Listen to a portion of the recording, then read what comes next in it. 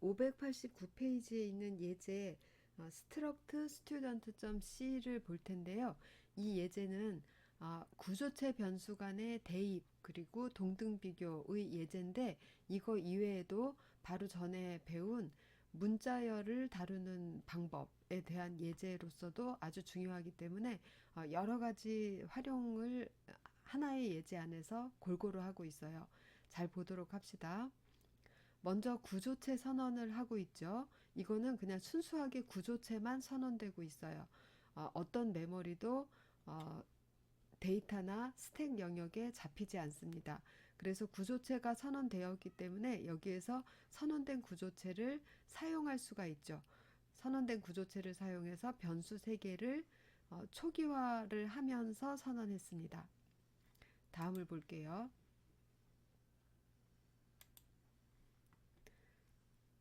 다음은 여기서 일단 강조하고 있는 대입과 동등 비교만 보고 그 다음에 비주얼 스튜디오로 가서 전체 소스를 한꺼번에 보면서 더 자세한 얘기 하도록 할게요. 먼저 원하고 배 이 두 개는 다 구조체 변수이죠. 구조체 변수끼리 여기에서 여기로 스트링 카피가 아니라 멤 카피가 된다고 했어요.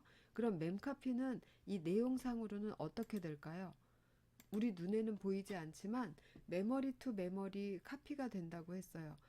이런 문장을 쓰면 실제로는 메모리 카피, 메모리 카피로 데스티네이션, 소스 하고 여기에는 몇 바이트라고 쓸까요? 사이즈 오브 되겠죠. 사이즈 오브 스트럭트 이름이 뭐죠? 금방 잊어버렸어요. 스트럭트 스튜던트.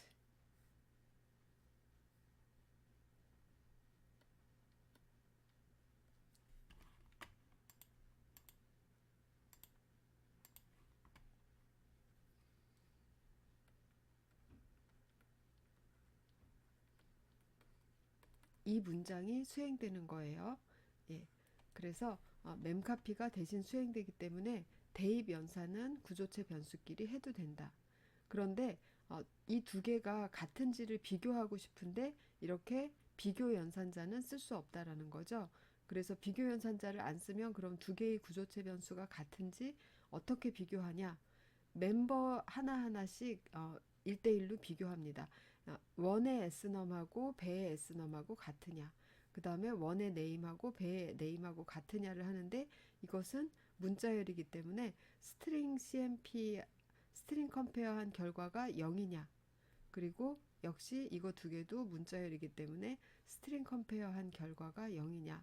not이라는 것은 이 결과가 0이냐고 물어보는 거하고 같은 얘기죠. 네, 여기까지 보고 그 다음에 이제 소스에 가서 다시 봅시다. 소스에 왔어요. 전체가 이렇게 한꺼번에 적혀 있죠. 구조체의 선언도 보통의 함수, 변수 이런 거 선언이랑 똑같이 자기가 사용되기 전 지금 이렇게 마킹하고 컨트롤 F 하면 같은 부분이 전부 마킹돼서 보기가 쉬워요. 지금 여기는 선언부고 이 밑에 하나 둘셋 네 개는 사용 부분이죠. 그러면 사용 부분보다 위에만 있으면 함수 안에 있건 밖에 있건 상관은 없다라는 거죠. 빌드 해보겠습니다. 예, 빌드가 잘 되죠. 그렇지만 이거를 사용 부분보다 밑에다 뒀다 라고 하면 지금 벌써 빨간 줄이 갔죠. 불완전한 형식, 그러니까 이 형식을 찾을 수 없다라는 말하고 같습니다. 그래서 구조체 선언도 다른 변수 함수 선언이랑 똑같이 사용되기 이전에다가 넣어주면 된다. 그리고 넣어야 된다. 이렇게 아시면 되겠어요. 그리고 이렇게 부분적으로 세 개의 필드가 있는데 세 개의 필드가 있는데 한 개만 값을 줬어요. 그럼 나머지 두 개는 0 값으로 들어갈까요? 아니면은 쓰레기 값으로 남을까요? 이거 전체 구조체를 하나의 단위로 본다면 뒤에 있는 항목들이 전부 0이 되어야 할 텐데 어떻게 되는지 궁금하다 하면 쉽게 이렇게 알아볼 수 있죠. 디버깅 합니다.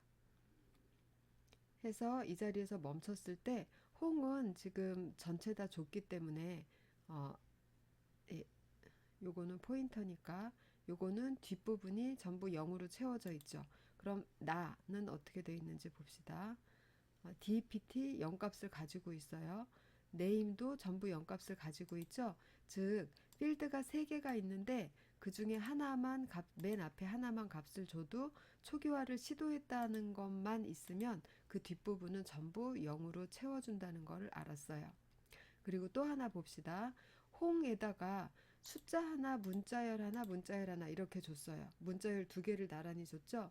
그런데 이 2개가 적용되는 방법은 어떻게 돼요? 완전히 모양이 다르죠.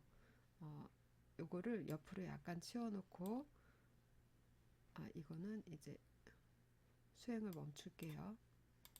네. 자, 옆으로 이렇게 보면서 여기에서 뒤에 걸 찍으면 이게 가는군요. 자, 이 모양을 그럼 기억하고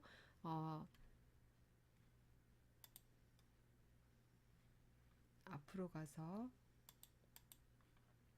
메모리가 어떻게 생겼는지 각자 한번 생각해 보세요. 그리고 제가 하는 거하고 맞는지 비교해 보시기 바랍니다.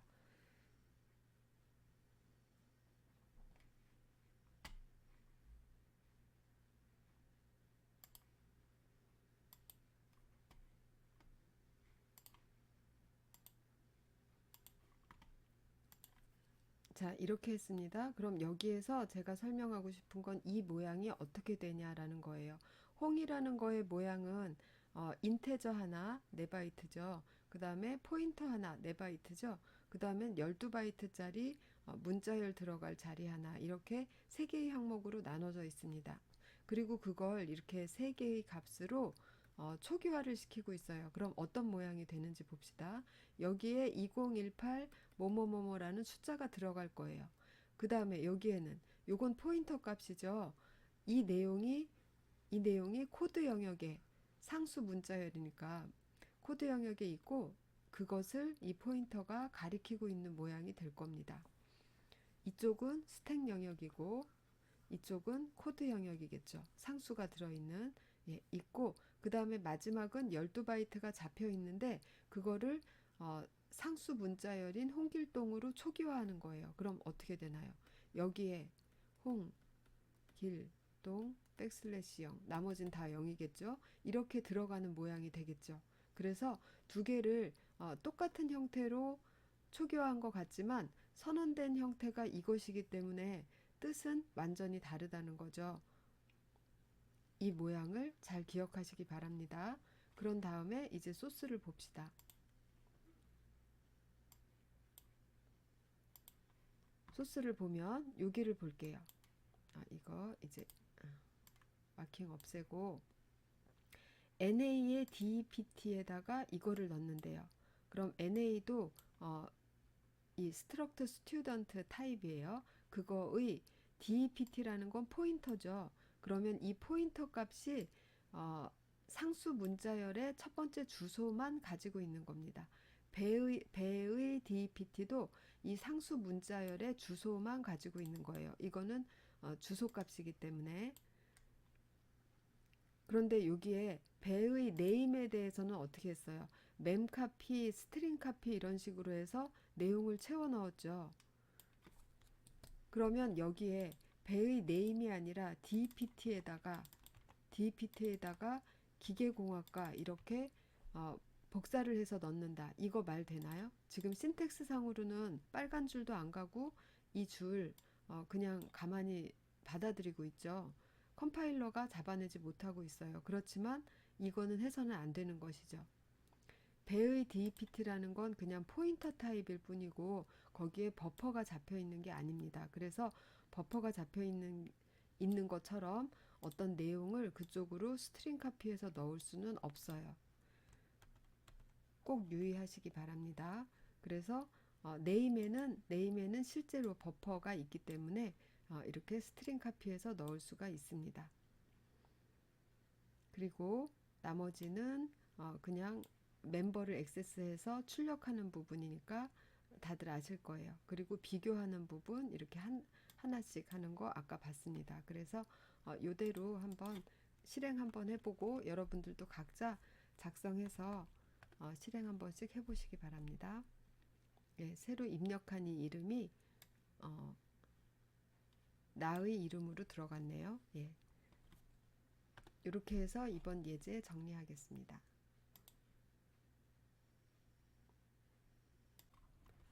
다음은 공용체에 대해서 배우겠습니다. 공용체는 유니온이라고 쓰는 걸 우리말로 번역해서 공용체 이렇게 불러요. 조금 그냥 유니온이라고 부르시는 게 더 편할 수 있어요.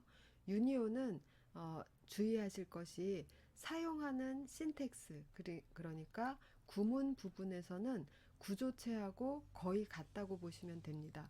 그냥 스트럭트라는 예약어 대신에 유니온이라는 예약어를 사용하기만 하면 돼요.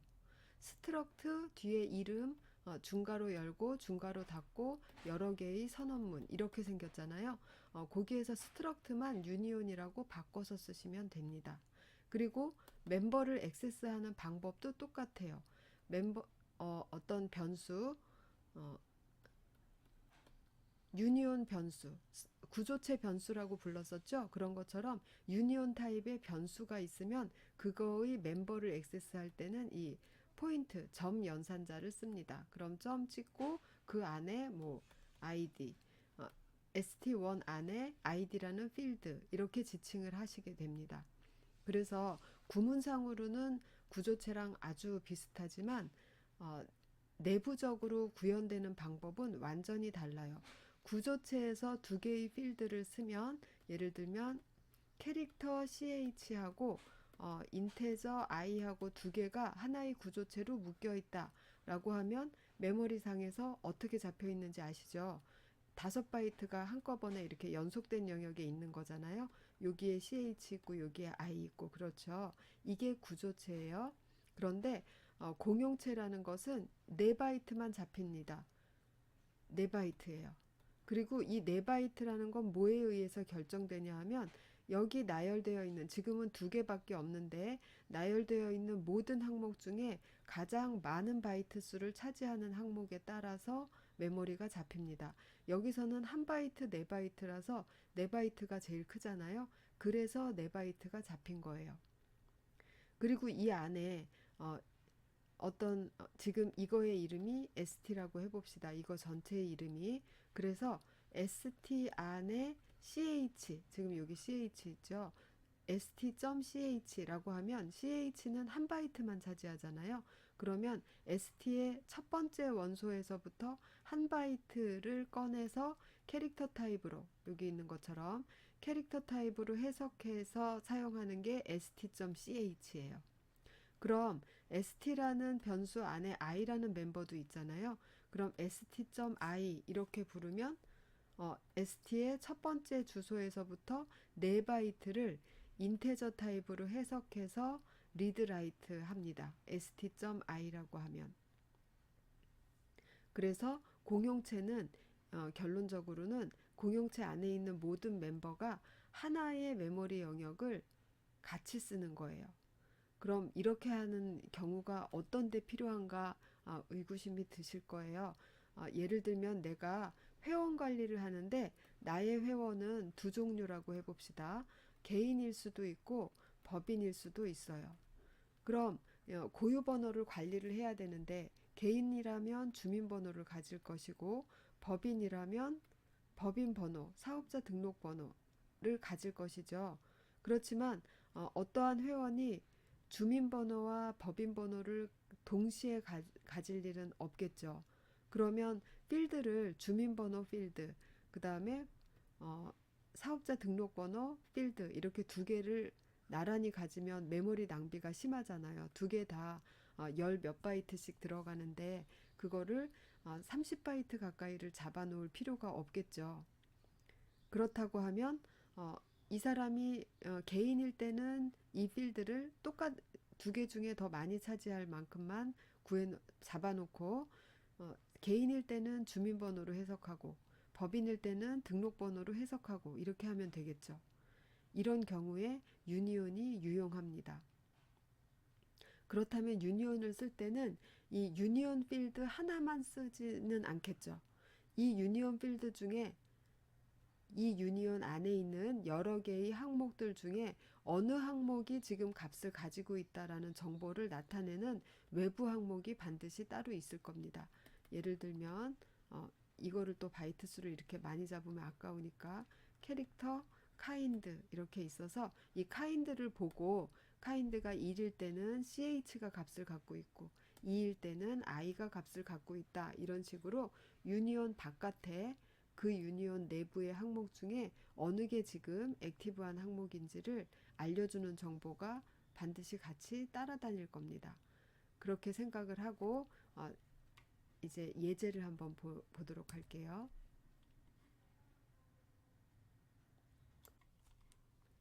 이제 595페이지 유니온을 사용하는 예제 프로그래밍을 보겠습니다. 먼저 유니온하고 키워드를 썼죠. 그리고 사용자가 정하는 이름을 썼습니다. 데이터라는 이름의 유니온이 생기고 있는 거예요. 그래서 여기까지는 유니온 정의를 하는 것이고 이것은 이 유니온 타입의 변수가 생긴 것이죠. 그럼 이 변수는 메모리를 잡는 것이죠. 메모리를 잡는 거예요. 그래서 전역 변수로 유니온 타입 1개, 지역 변수로 유니온 타입 2개 이렇게 선언을 했습니다. 신텍스 상으로는 여기 스트럭트 대신 유니온 들어간 것만 다르고 똑같죠. 그리고 선언하면서 초기화도 하고 있어요. 그런데 여기서 주의하실 점은 유니온은 초기화를 첫 번째 필드로만 할 수 있습니다. 지금 여기 첫 번째 필드가 캐릭터죠. 그래서 첫 번째 필드인 캐릭터 타입에 맞춰서 초기화를 했어요. 그럼 이걸 어떻게 이용하시는가 하면 내가 유니온으로 안에 2개 이상의 필드를 가지고 있는데 그 중에 이렇게 선언하면서 초기화를 해야 될 필요성이 있는 필드는 아마 하나일 거예요. 만약에 그게 여러 개라고 하면 선택을 해야 돼요. 어느 것이 제일 그런 경우가 많다. 그러면 그 필드를 맨 위에다가 놓습니다. 그러면 그 필드를 이용해서만 선언하면서 초기화를 할 수 있어요. 그렇게 하시고 요것은 지금 초기 값으로서 다른 유니온을 주는 거죠. 이거는 초기화하면서 유니온을 주는 거는 대입하고는 다른 얘기예요. 대입하고는 다른 얘기지만 지금 여기서의 동작은 대입하고 똑같게 됩니다. 즉 이미 만들어진 변수 여기에서 새로 생성되는 변수 여기로 사이즈 오브 이 전체 유니온 사이즈만큼 memcopy 됩니다. 그래서 2개가 어떻게 초기화되는지 선언하면서 초기화되는지 아실 거예요. 그 다음에는 유니온이라는 게 어떻게 생겼는지 우리가 공부를 했으니까 사이즈 오브 하면 몇이 나오는지를 보는 거예요. 사이즈 오브 뒤에는 타입을 쓸 수도 있고 변수명을 쓸 수도 있다고 해서 타입 한번 쓰고 변수명 한번 쓰고 이렇게 해봅니다. 그럼 여기 몇이 나올까요? 하나, 4개, 8바이트니까 8이라고 나와야 되겠죠. 우리 예상대로 한다면 그렇게 나왔습니다. 그리고 유니온 안에 있는 특정 필드를 액세스하는 거예요. 유니온 안에 있는 특정 필드인 ch에다가 ch는 지금 타입이 캐릭터니까 a 넣어주고 그 다음에는 cnt에다가 인테저 타입으로 100 넣어주고 리얼에다가 더블 타입으로 소수점 이하 몇 자리를 넣어줬어요. 그러면서 각각의 경우에 그렇게 하면서 프린트F로는 지금 이 문장이 똑같이 생겼습니다. 똑같이 생기면서 뭘 확인하냐 하면 데이터라는 유니온 안에 있는 CH 필드, CNT 필드, 리얼 필드를 각각 확인하고 있어요. 그러면 지금 여기에서 CH에다 A라는 문자를 넣었죠. 그러면 CH라는 필드는 정상적인 값을 내겠지만 이거나 이거는 의미 없는 값이 나오겠죠. 또 CNT에다가 100을 넣었어요. 그러면 CNT라는 값은 액세스를 해도 괜찮지만 나머지는 액세스하면 뭐 액세스가 금지는 아니지만 의미가 없는 상태가 돼 있는 거예요. 그러면 요거나 요거는 의미가 없는 상태일 겁니다. 또 마지막으로 리얼에다 값을 넣고 3개 항목을 각각 읽어보는 거예요. 그럼 리얼은 의미 있는 값이 나오겠지만 나머지 두 개는 의미 없는 값이 나오겠죠. 이대로 컨트롤 F5 해보겠습니다. 그럼 예상대로 88 이렇게 나왔어요. 그리고 캐릭터만 의미 있는 값, 인테저만 의미 있는 값, 그 다음에 더블만 의미 있는 값 이렇게 나온다라는 거를 알 수 있습니다. 물론 여기 이렇게 나왔어요. A라는 코드 값이 나오고 있죠. 인테저로 해석했으니까. 네. 그렇게 생각하면 의미 있는 값이라고 볼 수도 있고, 그렇지만 각각의 필드를 생각하면 요거만 의미 있고 요거만 의미 있고 요거만 의미 있고 이렇게 생각할 수가 있겠습니다.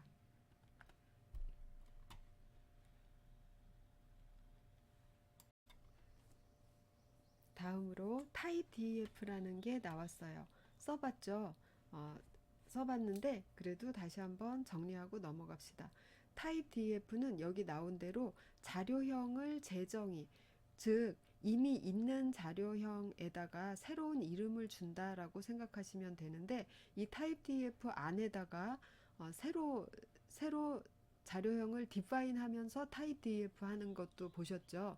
그렇게 사용이 가능하기 때문에 자료형에다가 새 이름을 붙인다, 아니면 자료형을 재정의한다, 이렇게 다 맞는 말이에요. 두 가지가 다. 그러면 이미 있는 자료형인 여기에다가 새로운 이름, 이거를 붙인다. 지금 똑같이 스펠링은 int이지만 C 언어는 대소문자를 구분하기 때문에 서로 다른 얘기예요. 그런데 이거는 기본적으로 C에서 제공하는 프리디파인드 타입인데, 이걸 굳이 내가 다른 이름으로 만들어서 내 프로그램 안에서는 정수를 사용할 때 모두 다 이거라고 사용을 한다. 이렇게 하는 경우는 어떤 경우가 있을까요? 예를 들면 지금 우리는 비주얼 C에서만 코딩을 하고 있잖아요. 그래서 비주얼 C에서만 코딩하는 상황에서는 인테저가 당연히 몇 바이트? 4바이트인 것으로 알고 있습니다. 그런데 인베디드 시스템 같은 데 가면 인테저를 2바이트 가지고 표현하는 경우가 있어요. 문제 없죠. 인테저를 2바이트로 표현해도 2바이트 가지고 2의 보수 사용해서 정수 표현할 수 있잖아요. 1바이트 가지고도 할 수 있고 4비트 가지고도 할 수 있죠. 자료 구조 맨 첫 부분에서 2의 보수가 어떻게 생겼는지 봤습니다.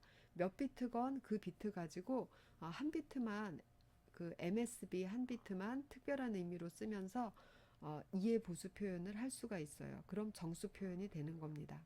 그러면 내가 코딩하는, 지금 현재 프로그래밍하는 컴퓨터는 4바이트 인테저인데 2바이트 인테저인 시스템에서도 제대로 돌아가는 소스를 작성하고 싶겠죠. 그럴 경우에 이걸 사용합니다. 현재 나의 시스템에 int라는 타입을 이걸로 써요. 쓰다가 다른 시스템에 갔더니 지금 내 시스템의 int에 해당하는 것이 다른 타입이에요. 예를 들면 워드라는 타입이에요. 그러면 그 시스템에 가서는 워드라는 타입을 int로 재명명을 해서 사용을 하면 내 프로그램 안에서 이렇게 사용을 하게 되면 어느 시스템에 가거나 4바이트로 표현되는 인테저 타입이 될 겁니다.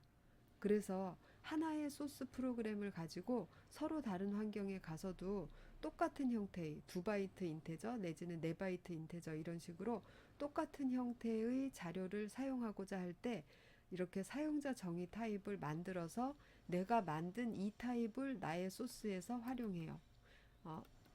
C 언어에서 제공해준 프리디파인드 타입 대신에 이렇게 해서 그럼 이렇게 해서 얻어지는 건 뭐예요? 호환성이죠. 내 프로그램의 호환성. 내가 가진 소스는 main.c 하나인데 이거 가지고 PC에서도 돌리고 인베디드 시스템에서도 돌리고 리눅스에서도 돌리고 이렇게 호환성 있는 소스를 작성할 때 필요하게 되겠죠. 그럼 이제 필요성에 대해서는 얘기를 했으니까 타입 DEF의 구문에 대해서, 이것도 다들 기억하시겠지만 구문에 대해서 한번 해보겠습니다. 구문을 네 부분으로 나눠서 생각하시라고 했어요. 타입 DEF라는 예약어, 맨 뒤에 세미콜론, 그 다음에 세미콜론 앞에 새 이름, 새로 지정되는 이름, 그리고 나머지 전체가 뭐라고 했죠? 기존 이름이라고 했어요. 기존 이름. 기존 이름은 그러면 예를 들면 지금 좀 전에 했던 것처럼 인테저 타입을 라지 int라고 바꿔봅시다. 그럼 이게 기존 이름이죠. 그리고 이게 새 이름이고, 그리고 세미콜론.